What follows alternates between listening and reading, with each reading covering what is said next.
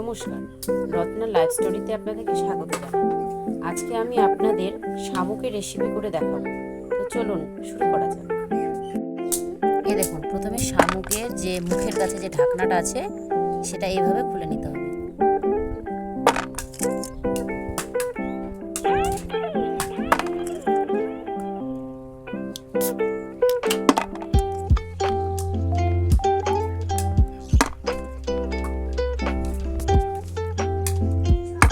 দেখুন, সম্পূর্ণ শামুকের মুখে যে ঢাকনাগুলো সেগুলো সরিয়ে নেওয়া হয়েছে।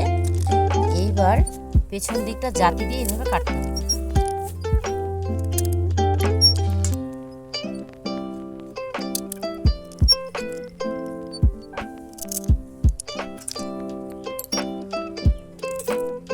এই দেখুন, সম্পূর্ণ একদম কাটা হয়ে গেছে। এবার ভালোভাবে ধুতে হবে যেন এই শামুকের গায়ে শ্যাওলা না থাকে। তো চলুন এবার রান্না করা যাক। কড়াই গরম হয়ে গেছে, এবার দিয়ে দেবো তেল, একটা তেজপাতা আর শুকনো লঙ্কা। এবার দিয়ে দেবো পেঁয়াজ কুচি,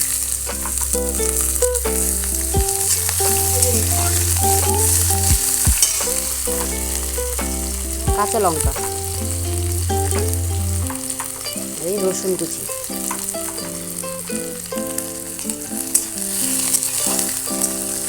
এই যে হালকা ভাজা ভাজা হয়ে গেছে, এবার দিয়ে দেবো আদা আর জিরা বাটা।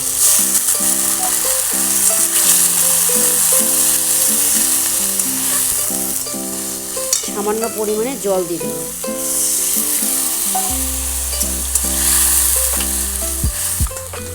এরপর দিয়ে দেবো হলুদ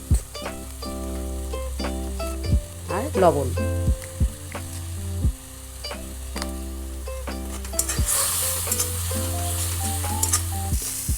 ভাজা ভাজা হয়ে গেছে, এরপর দিয়ে দেবো শামুক।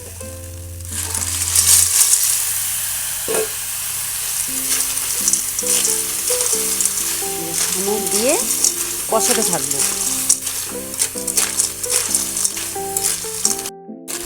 এগুলি কষানো হয়ে গেছে, এরপর দিয়ে দেবো সিদ্ধ করা মুসুর ডাল, তারপরে দিয়ে দেবো জল।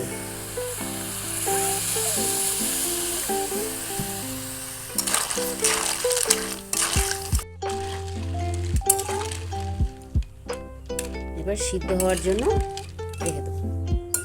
এই দেখুন, জল ফুটতে শুরু করে দিয়েছে। এখন দিয়ে দেবো একটু ভাজা মশলা।